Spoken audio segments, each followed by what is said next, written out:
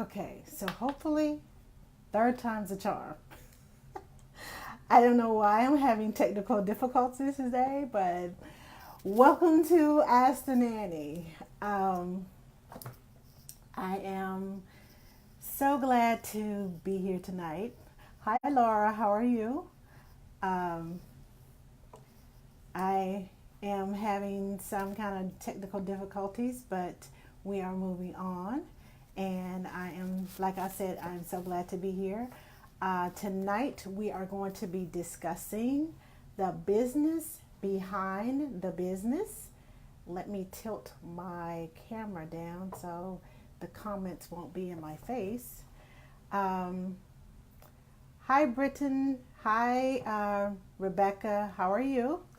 Also, tonight we will be announcing our winner of the Nanny Palooza ticket for registration.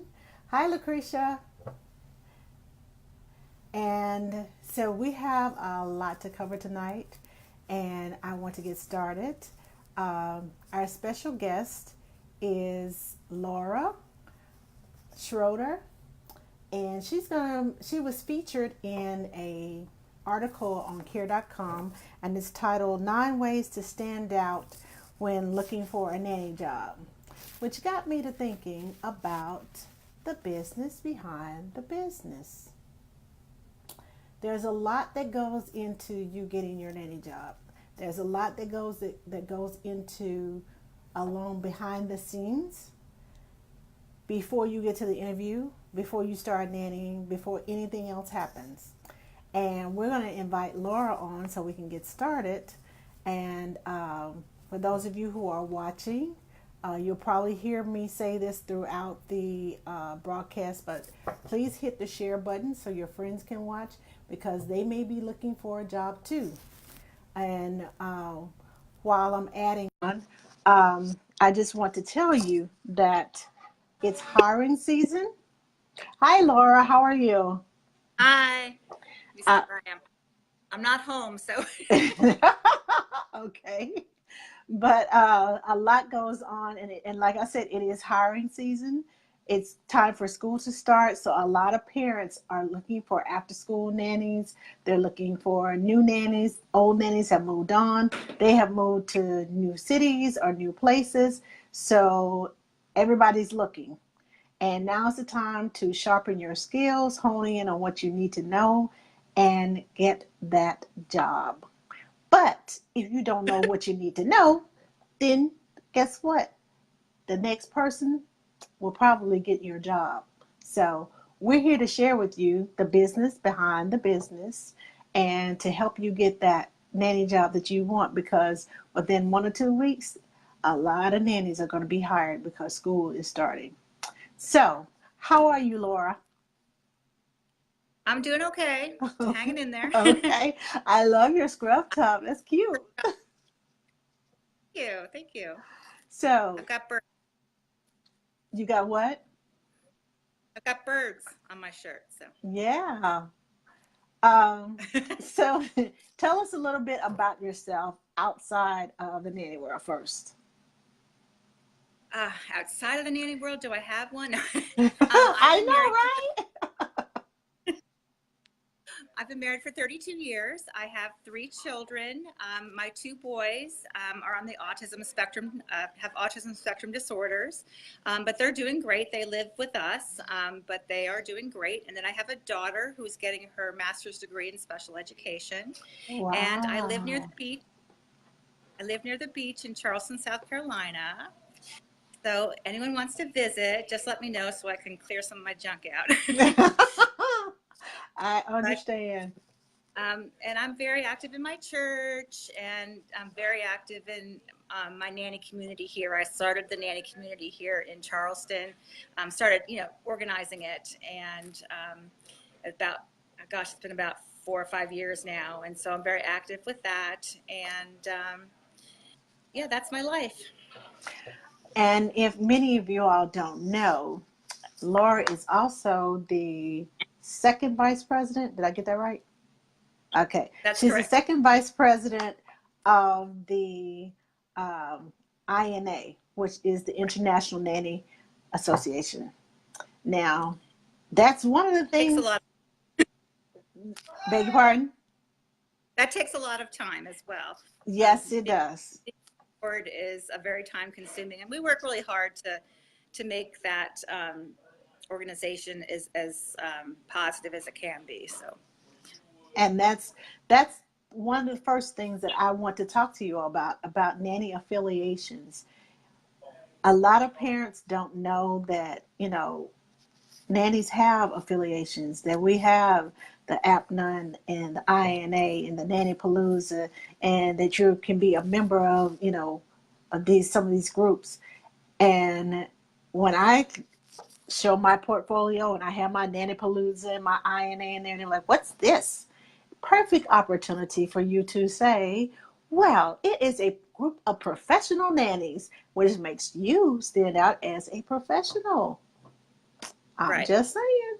But Because most of the professional parents belong to professional organizations. Whether you're an accountant or a doctor or a teacher, you belong to professional organizations. So belonging to the INA, belonging to NACI, belonging to DEMA, belonging to these organizations and paying, $50 or less sometimes per year, to me is important because it shows parents, it shows yourself that you are a professional, that you are, belonging to that top-notch group of professionals. And so I always belong every year to the INA and to NACI, which is the National Association for the Education of the Young Child, because that's for all teachers of young children. And as nannies, we are teachers of young children. Yes, we are. But there's other ones as well. And Nanny Palooza, there's not, joining, but certainly all my Nanny Paloozas I've been to, gosh, lots of them now, Yes. conferences, all my certificates are in there. DEMA, if you work with any high net worth clients, DEMA is a great organization to join. There's other places that you can go depending on your specialty that you might want to consider joining. And I think it's not only is it good for your resume and good for your business portfolio, but it's just good for you to feel like the professional that you are. Yes. And it backs you when you say, I, want this amount of money. Because if you associate with professional people who are leaders in the industry, people are going to look at you differently instead of you just coming there and say, okay, I'm here for the interview. You have no portfolio, you have nothing, you're just there for the interview. And then you sit there and you're like, well, yes, That's the quickest way to get yourself out of an interview and out of a job, because they will stop asking questions and say, okay, thank you, we've had enough, and you're done. Right. So, you feel differently as well. I think when you have, like you said, when you have these kind of affiliations and when you associate with other professionals, you feel differently about yourself and about, yes. when you go into these, you can say no and feel confident about saying no to jobs. I just won't take any old job, where when I started my career, I was like, okay, I'll take anything. Right. But as you go further on and you get more confidence, it's that whole knowing your worth thing that we've talked about, knowing your worth and feeling confident that you're worth every penny. That's right. That's right. You got to know. Oh, and I'll say it again. For those of you who are watching, please look down at the bottom and hit the share button so that your friends can watch also, because we may have a few little nuggets for them too. So please share with your friends, because this is free information. You don't even have to search for it. It's right here, offered for free. Um, when Laura was talking about joining associations and being confident in saying no, just this past weekend, I went for a new parent consultation. I'm starting with a new client, NCS client. And if you all don't know what NCS is, Newborn Care Specialist, I took Tanya's class, the Newborn Care Solutions foundational class. And when I tell you, Saturday, I've been doing this for years, years, years.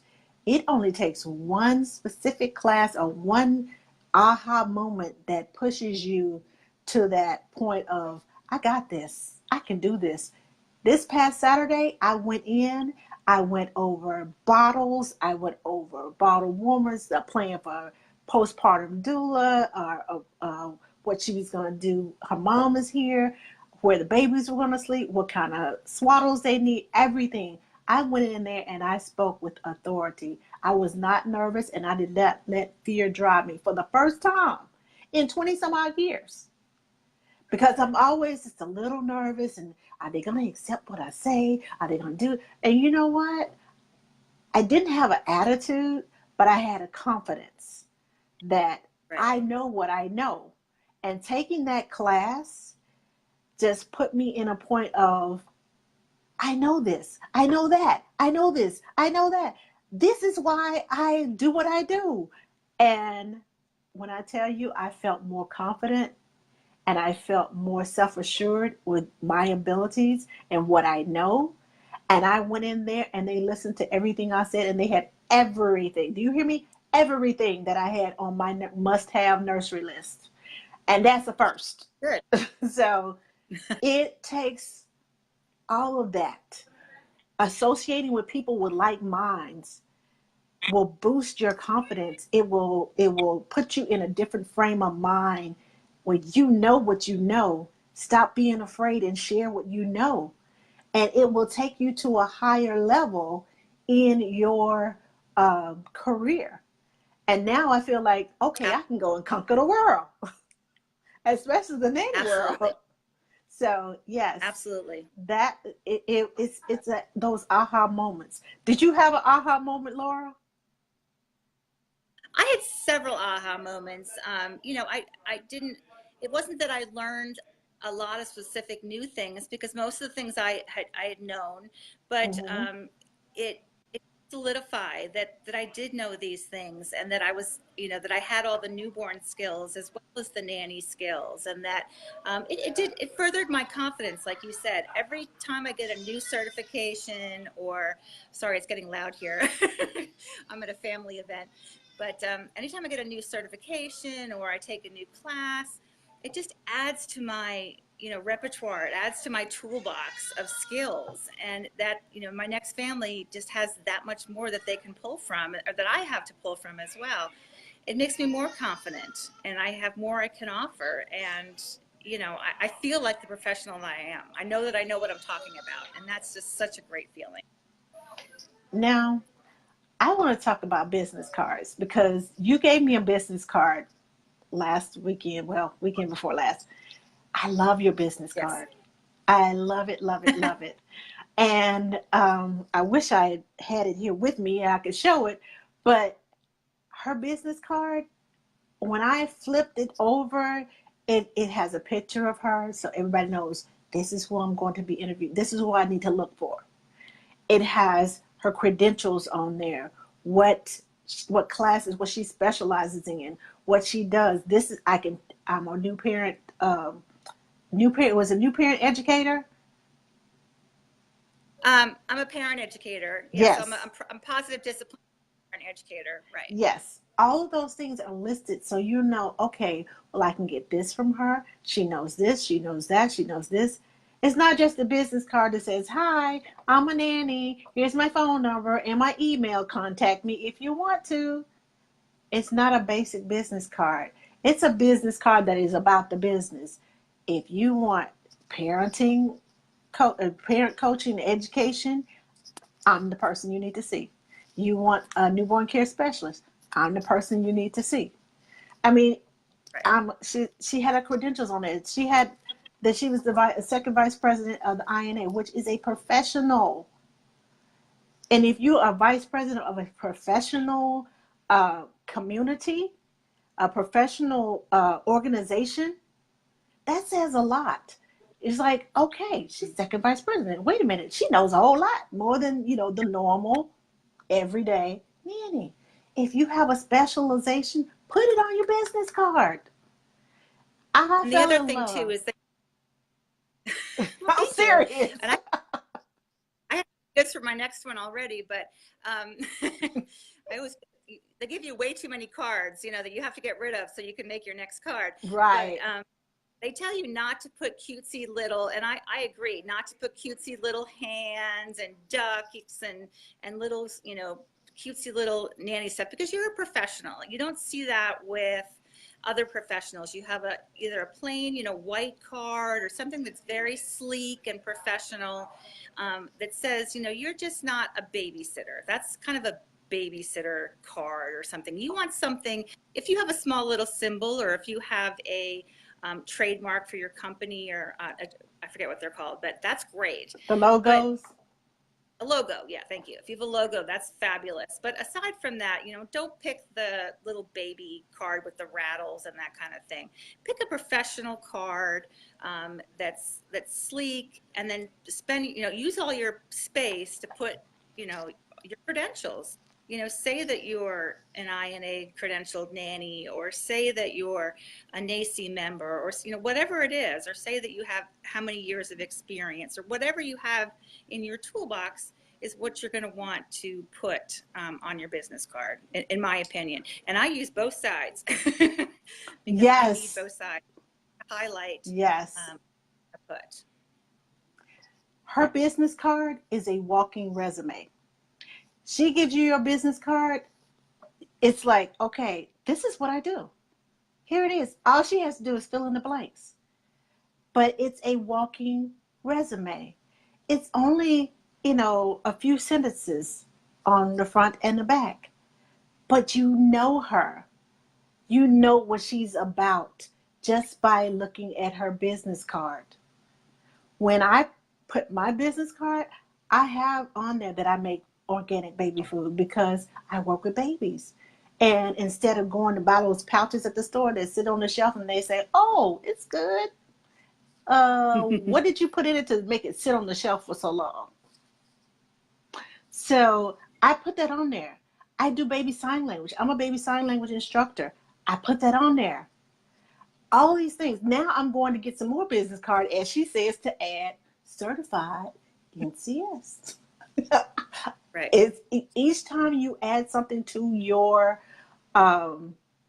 into your repertoire, you get certified for things. You get new trainings, and you get a certificate that says, "I specialize in this," or "I know this." Add it, or Right. find a way to add it to your resume, and that's what we're going to talk about next. But make sure like she said, make sure your business card, put your logo on there, or put a professional picture of yourself so people know they can recognize you in a room full of people, but they're looking at your business card. Oh, I need to talk to her because she's the one who teaches baby sign language. I need to talk to her because she's a high ranking in the INA, and I need to find out how to get in the INA. So who better to talk to than somebody who's an officer in the INA? But make your card stand out, and don't use everybody. Oh my gosh, everybody uses teddy bears. Please stop with the teddy bears already. I'm just like, oh, that burns me up. Um, for those of you who just came in, hello, how are you? Please hit the share button so your friends can share on the information, can get in on the information that we're sharing tonight. Now, Laura, the resume. How many Yes. pages does a resume need to have? There isn't a set limit. I mean, I know when you go to high school and college, they tell you it can only be 1 page or 2 pages or whatever. I don't think there's a rule. I really don't. I think that it's up to you and your style and how you like it to be. And everyone will have a different answer. That's my answer. Okay. I think for me, it's more important to get the information that you want to. You don't want to be overly verbose, for sure. So it's a matter of being concise, but you also want to get what you want to get across. So especially with an NCS or a nanny, you have many, many families that you want to, if you want to show a pattern of work and you want to show that you didn't take large gaps off, and, it might be 2 or 3 pages, and I think that that's okay. there's some things you want to think about, especially if you've worked for, high net worth clients, is not to put their real names. You might want to, so I usually just put their first initials. So I'll put the R family or the A family or whatever, and I'll put the date, the length of time that I worked for them, the ages of the children when I started, so they can add and figure out, how old they were when I started, and then how long I was there. And then just the basic tasks, the basic things that I was responsible for when I was with that family, because things are different. You don't do the same things for family A that you did for family R.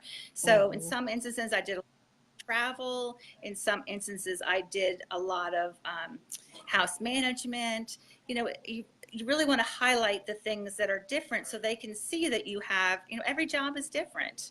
And so the skills rack up. In each family, you're getting more and more different skills. And so I think that's important, to do that. Obviously, the stuff you did in high school, especially at my age, but you want, and the stuff that doesn't apply to nannying, you want very little information about that because that's not important. But you can also have different resumes. So if you're an NCS Yes. and a nanny, and you can have different resumes that basically have the same information because you're at the same places, but you can highlight different parts of the job.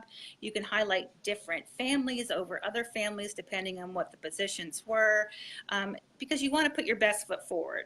So if you're looking primarily for infant jobs, you want to highlight your infant experience. Yes. If you're looking for a house management position, you want to highlight your house management experience and that kind of thing. So it's okay to have different resumes and use them, for what you're looking for in that particular time or for what job you're applying for. Yes. I know I've had NCS clients and I've had nanny clients.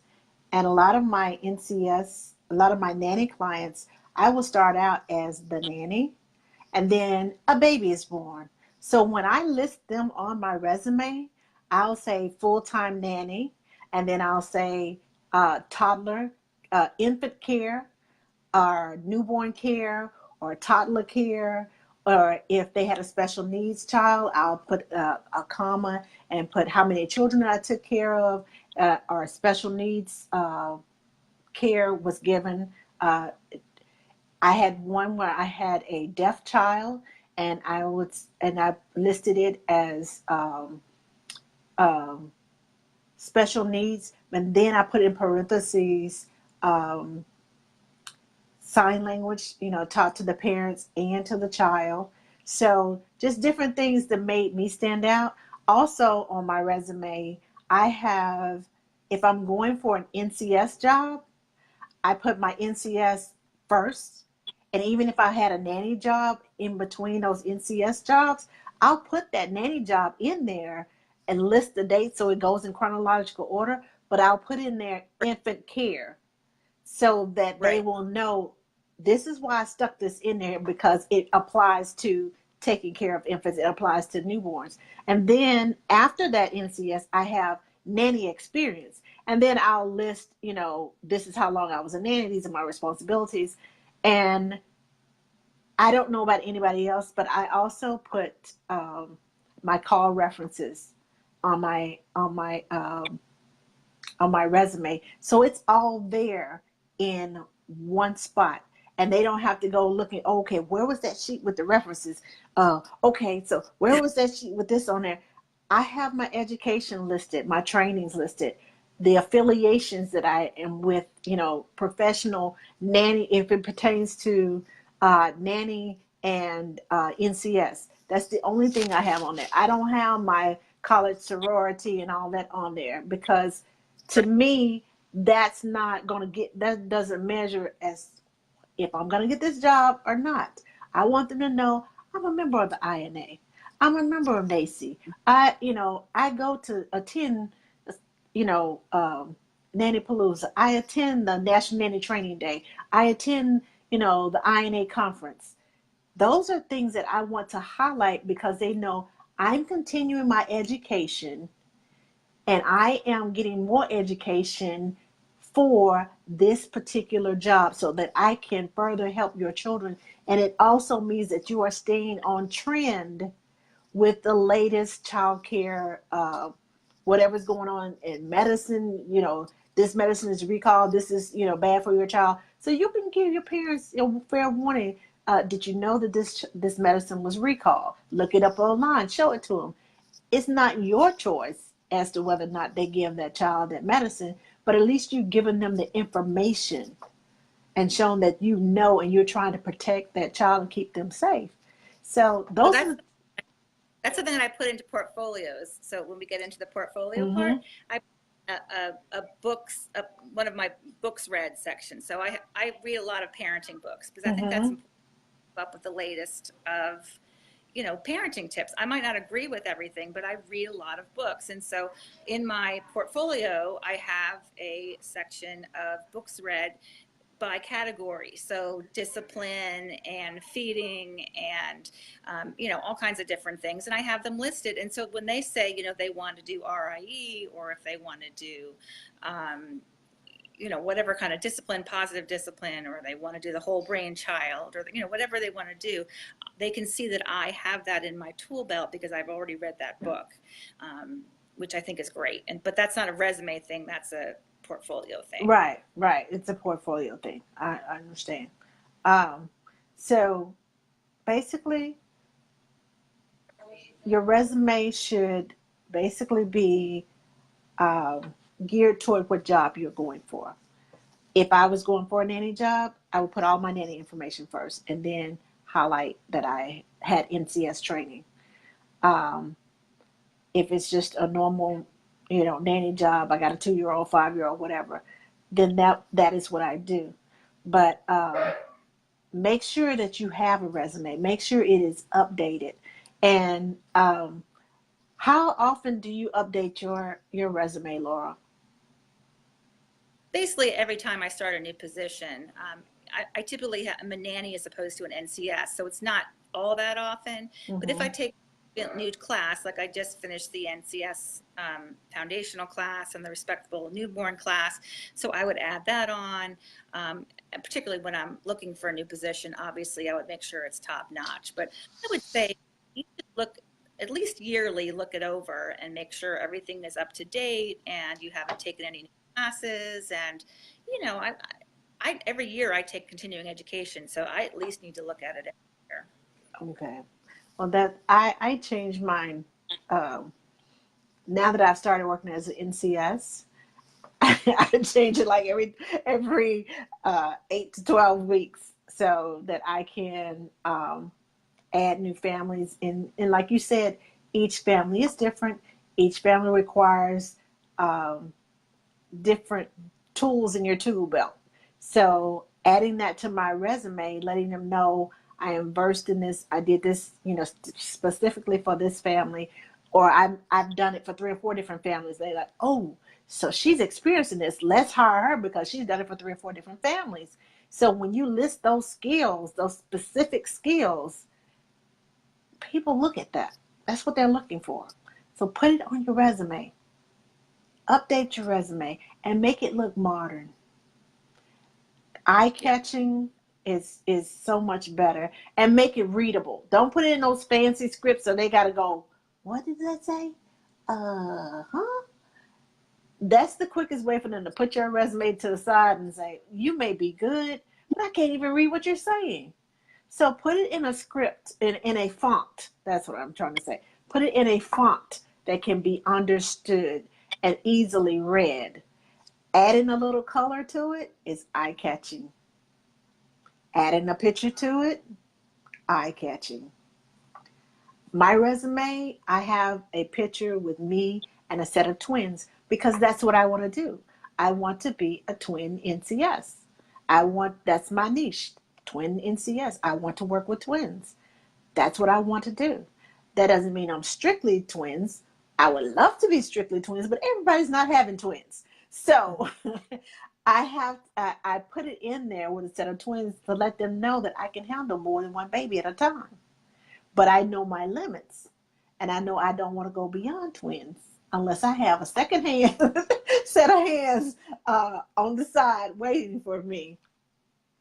And just like the business cards, keep it professional, no teddy bears and, that kind of thing. So you want to make it, it's okay if you want to make a little bit of color or what have you, but keep it professional, keep it like you would do in any other position. You want to show that you know what you're doing and that you can give them a sleek professional resume. Right, right.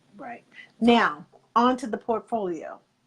Now, you mentioned before about the portfolio, about the books that you read, and what else do you have in your portfolio? Well, the great thing about the portfolio is the portfolio, it can be whatever you want it to be. And that's what I love Mm-hmm. about the portfolio. I have seen all different portfolios, and this is where you can really shine to parents. I will bet you that you will probably be one of the only people who will bring a portfolio to a resume or send a portfolio ahead of time when you set up a resume, because most people do not have that. Most people do have resumes, but they don't have a portfolio. And a portfolio is all that extra stuff that shows who you are that you don't put in the resume. So it can be some pictures. Now, if you have any children in the pictures, make sure you have permission from the parents. Yes. Be pictures of you with the children. It could be pictures of the artwork that you've done with the children. If you work with, some older children, it can be so many things. The training certificates of all the trainings that you've been to. It can be recommendation letters. If you have some great recommendation letters, they can be put in there. One of the things that I do as a practice is anytime that I can finish with the family, I ask them to write me a recommendation letter, because they can call you on the phone and get a recommendation, but when you're really fresh and you're just leaving that family and they're so in love with you, to me, that's the time to get them to write something. And let me tell you, if you're ever going for INA Nanny of the Year, you're going to need all those letters.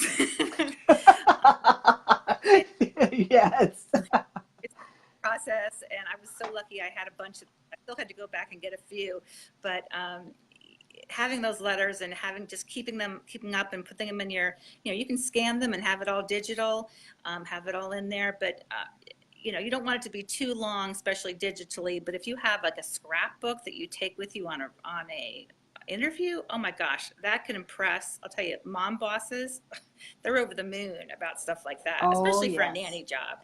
Oh, yes. They love artwork. They love seeing the pictures of the children so happy with you. They like seeing all of the training that you have done and just all the little things. It can be whatever you have that you can, speaks to parents about who you are and what makes you a great nanny. Like I said, for me, it is the books I've read. It can be your philosophies about different things if that's important to you. I don't do a lot of that because I think it's important to talk to the parents and kind of feel them out a little bit, because I can work with philosophies. So I don't do that, but I've seen other people do that. Mm-hmm. But that's it could be anything. It doesn't have, there's no set in my mind. There's no set way to do your portfolio. I've seen Okay. lots of different things that I think. Well, I know one thing about my portfolio. I like to put the letters and cards that parents give me, because even if they don't write a letter of recommendation, when they give you birthday cards, sometimes they write. It's like the inside of the card is written, the bottom of the side is card. Then they flip it over and they write on the back side. I was like, this is better than a letter of recommendation. I'm keeping this card because thank you for all that you do, and you did this and you did that, and when he did this, you did that, and they just go on and on and on and on, and I'm like, thank you so much, and honestly, sometimes I appreciate the card better than I do the gift, because I'm like, yes, this, you don't know how important this is to me, because it lets me know that I'm doing my job, that the kids are loving me, that you love what I'm doing with the kids. And anybody who sees that and reads it knows that it was a personal thing. It wasn't just something that I sat down and I typed up one day. It was handwritten and it was personal. And when it becomes more personal, and you write it out, and you're sitting there and it's just off the top of your head that you're writing this card out, instead of sitting there thinking, let me find a template that I can write a letter of Right. recommendation. And it becomes, to me, more important than Mm-hmm. the letters of recommendation that are typed and sent in email to you or signed and given to you. So save those. Now, Yep. there was Good point. something in the networking. That's what I want to talk about. How important is networking? I think networking is crucial, and you can network in so many different ways. You can network, you network amongst nannies. So we're networking right now on social media. You can network amongst parents. I work in my church nursery. And I network with all the parents there, dropping off their children. I love working there, but I'm also networking with all those parents and getting my name out. I talk about what I do with people all the time. First of all, I love children. So anytime I see a child out in public, you know, Googling over them because I love them, but it's a great way to, start up a conversation with the parent about what you do. Um, I don't think there's anyone that doesn't know what I do. Everyone knows I'm a nanny. And I get calls all the time from people because they know I'm a nanny. So I'm just constantly always networking with people in my personal life, people in my professional life. And it means the world, because when you network, you just have so many resources. I have professional resources that I can count on, and I have personal resources I can count on. And it means so much not to be alone. Being a nanny and an NCS can be a very isolating job, but having a network of people that you can count on, even if it's just via social media, is so empowering and so important to me. In my first couple of years doing this, I didn't have anybody. I didn't know a single nanny in my community, and I really didn't know anybody in the greater community either. And when I started going to Nanny Palooza and started meeting people, it was like a whole new thing, and I became such a better nanny for it. Um, I know the feeling. I've only been this.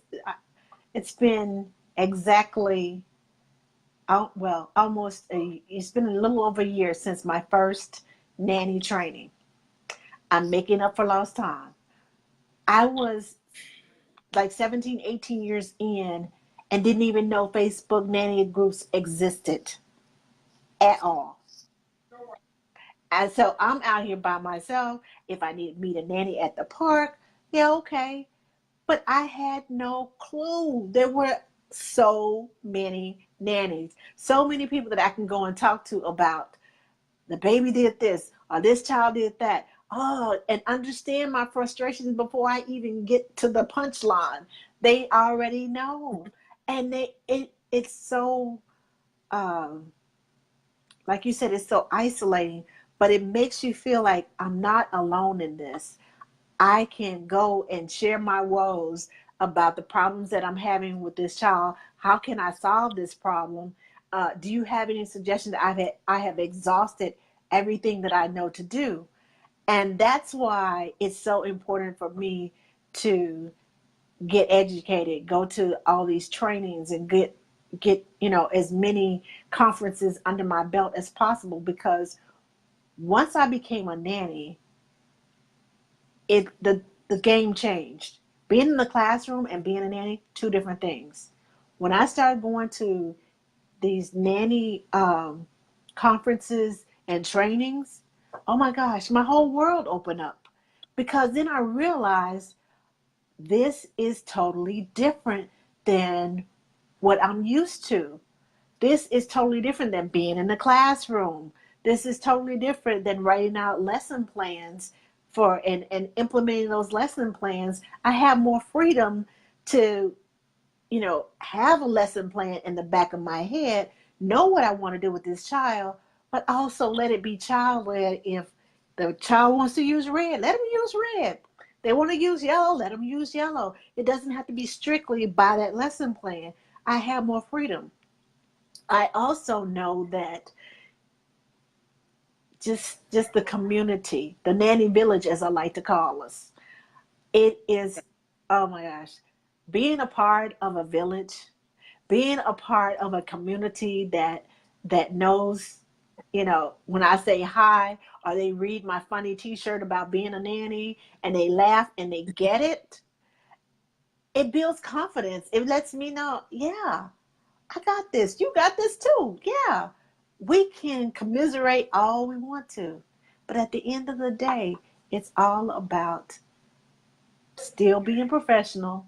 After we, cry on each other's shoulders and tell each other our secrets and everything, I'm like, okay, now back to business. And here Yep. we go. So I encourage you to network. If you're not networking, even if you're just browsing um, through the groups, find a subject that interests you. Make a comment. You never know. But when you're making comments, please be mindful that you are making a comment and it's only your opinion. And please be mindful that when you are networking, that everybody is not going to have the same opinion. Everybody does not have the same experiences. And what you have experienced, someone else may or may not have experienced. So please be open-minded and accepting of other people's opinions, and accept that they, in different regions, things are done differently. So don't say you're doing it wrong. You should be doing it this way. When nope, that's not how we do it over here. Be accepting of differences. Be accepting of your likenesses and your differences when you are networking. Okay, Laura, somebody's saying Laura has certainly made the Charleston Nanny They're just family a large and strong family. I know, I appreciate it. Oh, Jen said that. So yeah. apparently, okay, I So just my read that. Yeah, we have a really great community in Charleston that I started a while ago, and we are such a family, and we've had baby showers for each other, and we've supported each other through deaths in the family and hard times, and Oh, it's been incredible. I mean, we are such a strong. We do play dates with the kids, and we do play dates with just us, as it going to out to dinner or out for drinks or whatever, and it really is so empowering, and I am so proud of myself. But I'm proud of yes. the whole Pat community. yourself on the back. Do like I used to tell my 4-year-old class, pat yourself on the back and say, I did a very good job. And it would just make just, it, it was Sue and Charlotte that helped me to do it, because I honestly had no idea, and they kind of helped me on my way and just gave me the confidence to do it, because I'm like, oh, I yes. could never thing. And Sue Downey and Charlotte Hilliker, they at a Nanny Palooza, they said, you just you don't know anybody in your community. Well, why don't you start something? And I said, oh, and it was very slow, but now it's huge, and it's great. I mean, it's great for me. It's great for them. It's great for the parents. We've brought up the whole professionalism of nannies, I think, in our community. More people are paying legally, more people are paying a higher wage, because we're talking with each other, we're networking. And Yes. it's getting out there that we understand the way professionalism, nannies should be professional, just what we're talking about today. Yes. Now, my next question, when you mentioned that about when you're around professional people and they have professional minds, and it makes you speak differently at these interviews. It makes you more marketable. It makes you because if you don't know, ask your network. They know one of them, and if they don't know, they'll find somebody who knows and get the answer back to you. When I don't know something, I reach out. I'm like, okay, so I need this, and this, and I get 5, 10 answers. Well, so and so can answer this for you. This person can answer this for you. I get private messages. How can I help you? All you have to do is ask. The nanny community is here, and we will help you. And when you go to those interviews and you demand a certain amount of pay, what's on your resume? what's in your portfolio, the affiliations you have, the networks you have, they demand more pay because you have all this network of people to find out all this information that you need to know. And anything your parents ask you or ask of you, I may not know it today, but give me a couple of days and I'll find that answer for you. That's why you can demand more money, because you're finding out information, and not only are you giving it to the parents, but you're using it with the children. That's important too. Don't just get the information and just sit on it. Get the information and actually use it. But the next thing I want to talk to you about is being paid on the books. I know a lot of us are not uh, paid on the books, or we're on the fence about being paid on the books. Well, I make more money when I don't get paid on the books. Can you give us some insight into that? Well, I just think as a professional, it's extremely important that we are firm about being paid on the books. You know, it's not only for our protection, it's for the parents' protection. And that's the way I tell to them. I said, you know, not only are you you're protecting yourselves, because if anything were to happen, the fines and the penalties are tremendous. That's the way I present it. But as a professional, everybody pays taxes, and I know none of us like it. They're expensive. Yes. But it's just the way of the world. And when you want to go and buy a house or buy a car, you have to have that credit history. You're paying into your Social Security. I mean, these are, and I'm talking about the US, and I know we have people from all over the world, and there's different systems, but I just think that a family that isn't willing to pay you legally is not a family that you want to work with long term. That's just the way I feel about it. I think it's, and if we all kind of, got together and made that, if we all did that, they wouldn't have the option, Right. That's expensive for them. And I'm a parent, and I understand childcare costs are very expensive, and paying on the books is very expensive. I totally get that. But, there's all these companies out there that you can hire that make it easier.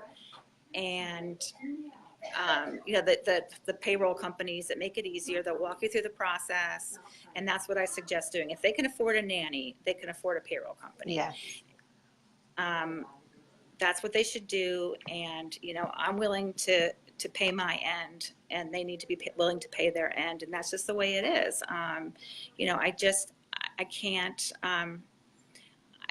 I can't worry about long term that I'm going to get caught, that they're going to get caught, that there's going to be a problem down the line because they're going to blame. It's just, there's too much. Yes. I'm an honest person, and I want to work with honest people, and that's just the way that I have to be. Right. Well, I want to point out a couple of things. You're right, Janet. Agencies have to get on board with this. It would be helpful if agencies did the same thing. But I want to point out that if you're paid off the books, and you're not paying your taxes, you're not paying into Social Security, you're not paying into anything, if you lose your job and you want to apply for unemployment, you don't get it. Simply because your parent didn't pay into anything, any unemployment for you. You haven't paid any unemployment for yourself. And when it comes time for you to retire, they're looking at you like, what Social Security? You didn't pay anything in. I think back in 19 so-and-so, you worked a job at McDonald's. And so you get $10 every 2 weeks. Good luck. Honestly, yes, good luck living on that. That's why it's so important for you to get paid on the books. Also, I have in my contract that parents have to pay for workers' compensation, because if I'm at a parent's house and a child throws a block at me, I'm doing something and a toy comes flying across the room, and I have to go to the hospital, or get stitches or have to take off from work, who's going to pay for that? Right. Who's going to pay for that medical bill? And you're not getting paid enough to cover health insurance. But they want you to get hurt at work, and then they want you to go to the hospital, get your stitches, and come back to work the same day. Now, you wounded, got big scars from here to here from the big block that just hit you in the head, and got 15 stitches and got a big knot sitting on top of your head, but they want you to come back to work. And no, they don't want to pay you workers' compensation. No, they don't want you to take any days off, but it's their child who threw the block. Well, you should have been watching them. Well, I was. I'm in the same room, but I have no control over impulsive 2-year-olds. So these are the type of things that you need to think about behind the scenes before you go to that interview, things that you need to put in your contract when you're thinking about the families that you want to work with. Because like Laura said, I want to work with an honest family too. I want all of these things to be fair. And if most parents, if they own their home, somewhere in their homeowner's policy is a workers' compensation. But you have them to talk to their lawyers and about their homeowners policy insurance on their home, because sometimes it is built into their homeowner's policy. If somebody gets hurt working in your home. If they don't, to get a rider put on is generally not expensive. No, it's not. It's not. Yeah. So I put it in my contract, and make sure you get the paperwork. Don't just trust them to say, "Oh, well, we did it. Can I get a copy of that, please?" Yeah. And I mean, it's for your own protection, because you can guarantee if they go to work and they get hurt, they're going to want their company and probably try to sue the company because they got hurt at work, because they work for this Fortune 500 company. And hey, I stepped in a hole and there was no cone there and that broke my foot. I can't come to work. I can't do my job, like I'm supposed to. So guess what? I'm going to sue you because you didn't have the right warning signs or label or caution tape or anything in this hole. And I stepped in this hole. And now, 10 years later, I'm still having trouble out of this same foot that happened when I stepped in the hole. So they're going to be wanting, to receive money. You need to have the same protection. Maybe not to that degree. I'm sorry. Go ahead. One thing I've learned, especially when we get to contracts, is you got to have everything in writing, because people will tell you things verbally up and down and, till tomorrow. If it's not written down, it doesn't exist. And, I know we have we're trusting people. We're nannies, we're NCSs, we trust, they told me this verbally.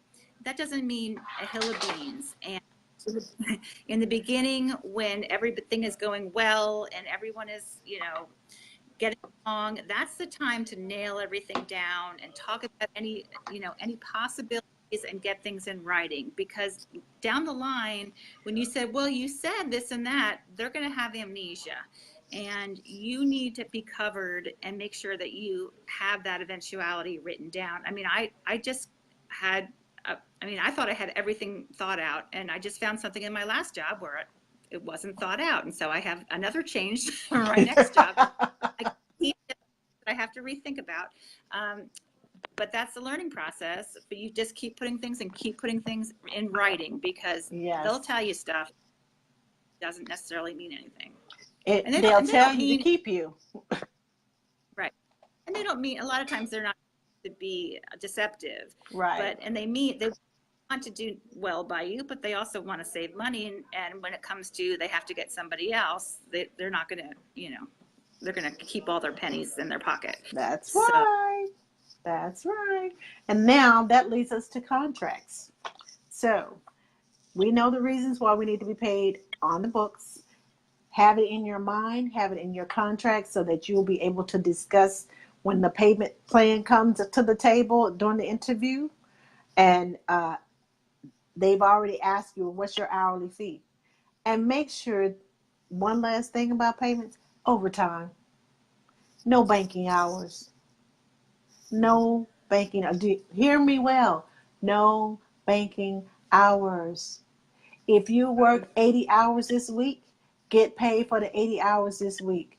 Don't let them tell you, well, we'll let you, you can just work 20 hours next week to make up for it. No. You worked 80 hours this week, they owe you 40 hours worth of overtime. You work 20 hours next week, then they owe you for 20 hours. Don't let them carry it over to the next week. Just because you get paid every 2 weeks does not mean that, okay, so let's see, they work 45 hours this week, so I'll only work them 35. I'll let them off an hour a day early, every day this week, so it'll only add up to 35 hours. Get your 5 hours of overtime. Yeah, labor laws are they're very distinct and they're very concrete, and they're going to try to play with them, but labor laws are labor laws and they go week to week, not 2 weeks. They're week to week. And you can't bank hours, and there's a lot of crazy stuff they try to do. And again, they're just trying to get the most bang out of their buck. They don't know the Yes. laws necessarily. You need to know the laws, and you can find them and show them if they don't believe you. But you need to know the laws so that they don't walk all over you. Yes. There are times when I interview with, um I just have the sense of discernment within me. It's not that they're bad people, but just from talking to them on the phone, it's like, well, I think I might need to take this, you know, what the law is, uh, what is it, the Federal Labor Standard Act, federal stand, is it the I can't even think of FLSA, FS, I think it's the FS. Anyway, it's the Federal Standard Labor Act. I think that's what it's called. There is like this little review sheet that says that domestic workers, which is what we are, have to be paid hourly, not by salary, and that we get overtime for 40 hours, that any hours worked over 40, we get overtime. It depends on which state you're in. In the state of California, if you work more than 8 hours a day, overtime, honestly. So, and people will try in California to cheat you too. Because I've talked to several nannies, and well, I'm in this situation now, and I just send them the copy and say, here are your law, here's the law, this is what you're entitled to. And well, they're nice people, and I'm sure they are, but they don't know the law. So sometimes I include that in my little mini portfolio that I leave with the parents, just so that I can say, I gave it to you, refer back to this. If you need another copy, here you go. So know the law, and sometimes you even have to show them, this is why I need to be paid on the books. This is why, so that they will think that you're trying to get over on them. There'll be no animosity between the two of you. You're just following the law. You didn't make the law, it was already in existence.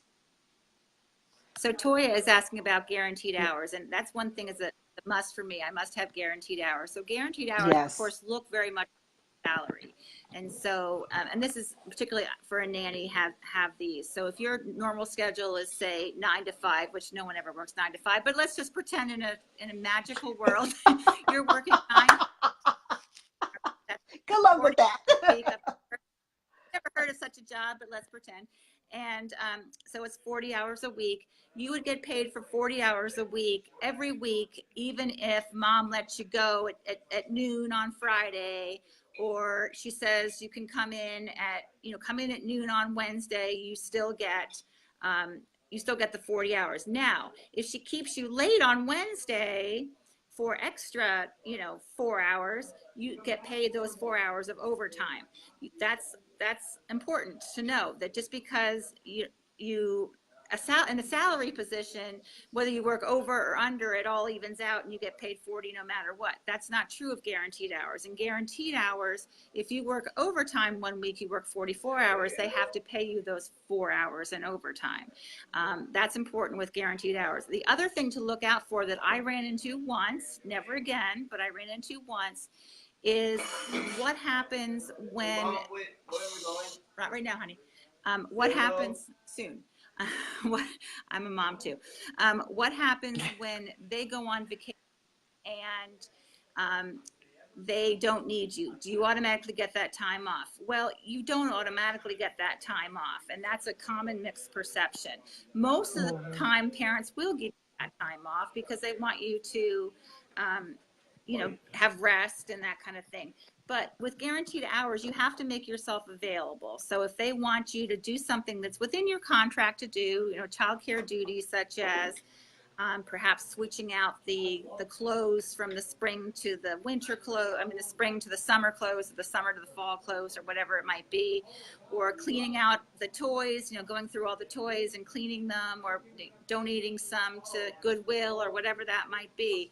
They can ask you to do that, and you have to be available for that. So be sure you nail that down, because one time I didn't nail that down, and I took the time off, and so they counted that as vacation days for me.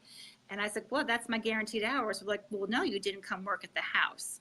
So that's something you just be sure that you talk about, and you make sure that everyone's on the same page, because you bet your booty, and the next time they left, I got myself in the house and did stuff because I didn't use my vacation days on their trips. Right. But that's just something that you have to be careful of with guaranteed hours. Most families will let you have the time off, or they'll just have you come over for an hour or two and water the plants or something. But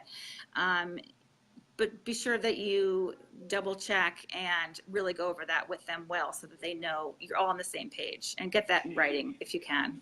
It's important in your contract. Yes. And also waiting to work hours. If you work with that child and say that child has practice after school, and you're responsible for going to pick that child up at 2:30. So the child has to go from one location to another location to get to go and practice. Well, they're out on the field for 2 or 3 hours, and mom and dad says, "Well, we don't want to pay you for that because you weren't there watching the child. The child's being watching for somebody else."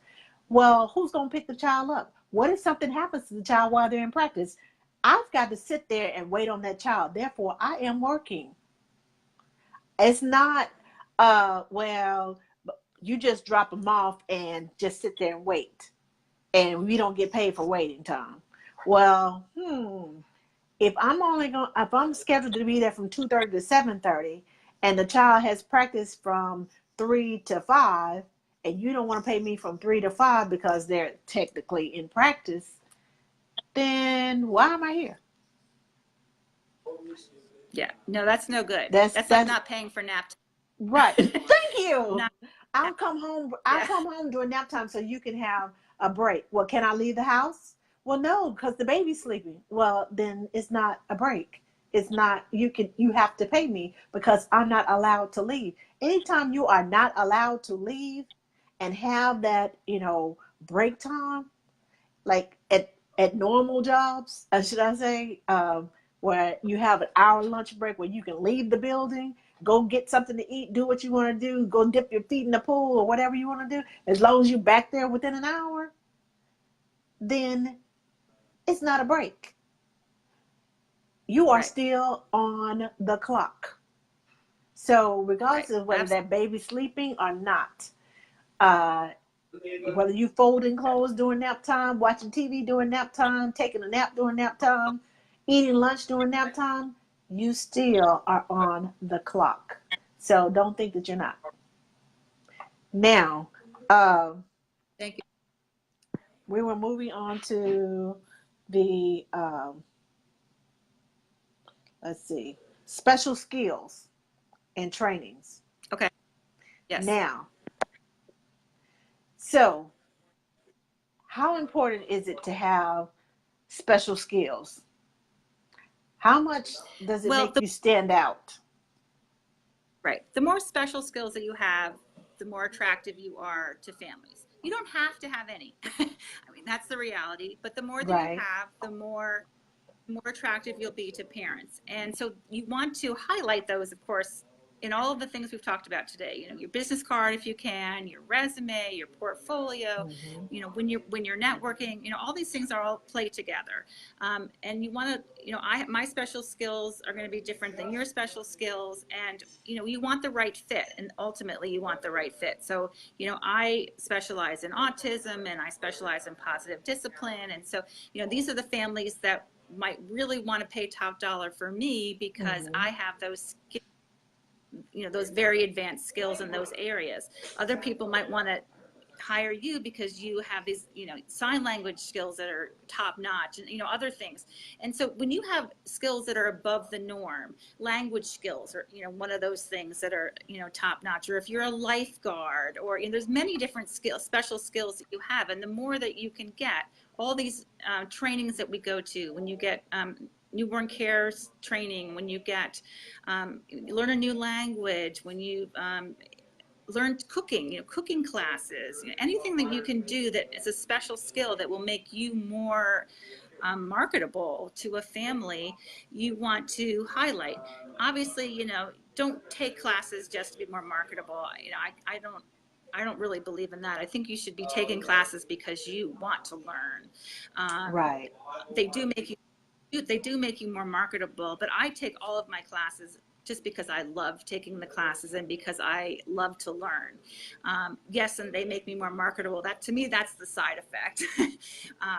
But I really like having the knowledge and being more knowledgeable on the job. I mean, I want to have the answers when the questions come up. I mean, that's something that's important to me. Um, but yes, any special skills that you have, and you're never going to have them all. I mean, you know, I'm never going to be, um, I'm never going to speak Russian. I'm never going to speak Mandarin. I'd love Mandarin. I mean, there's some great jobs for people who can speak Mandarin, but that's not my skill. So, you know, I have to highlight the things that I'm particularly good at, and other people can highlight the things that they're particularly good at. Um, and if you have a chance to learn a new special skill, do it. Yes, I totally agree. And you know, I did my student teaching in a speech and motor clinic for children ages 0 to 8.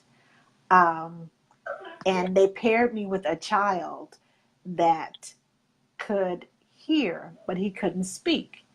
And so he just started going like this. Now I taught my son, you know, 4 or 5 words, you know, the please and thank you and milk and, you know, you want to eat, you know, the standard stuff. So I'll know what's, you know, what's going on. But he started signing. And I'm like, what the heck is going on? I don't know what you're saying to me. So it encouraged me, in order to communicate with this child, I took sign language classes. And then not only that, I went and got certified to become a baby sign language instructor. And then when I lived in DC, I had a play group called Talk Talk Play Group, and it was a baby sign language play group.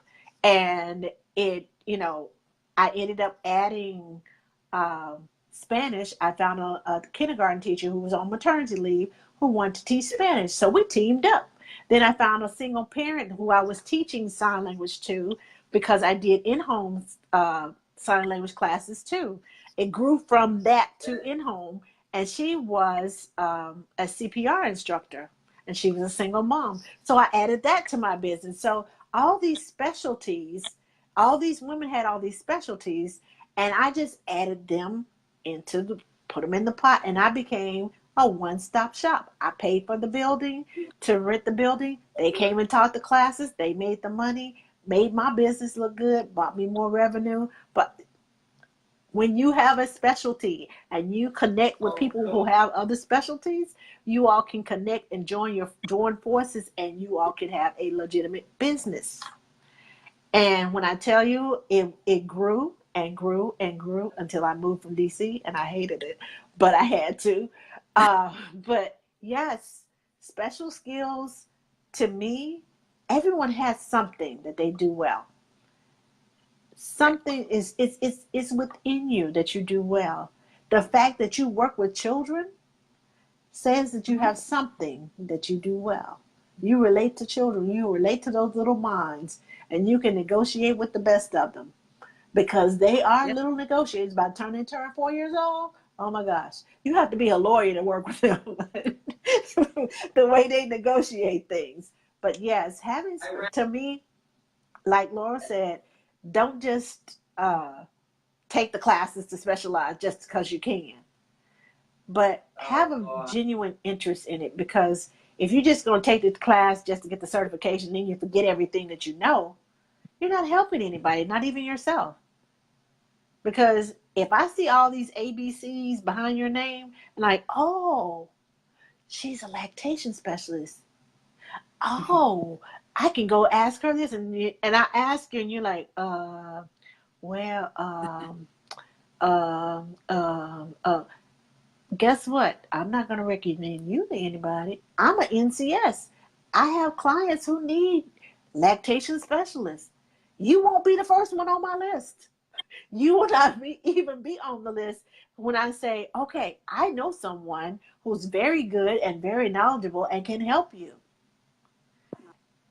That specialization that you get, use it for your, you can be a nanny and you can work as a lactation specialist too. I'm a nanny and I work as a NCS too. So, and I have a few other skills that I do.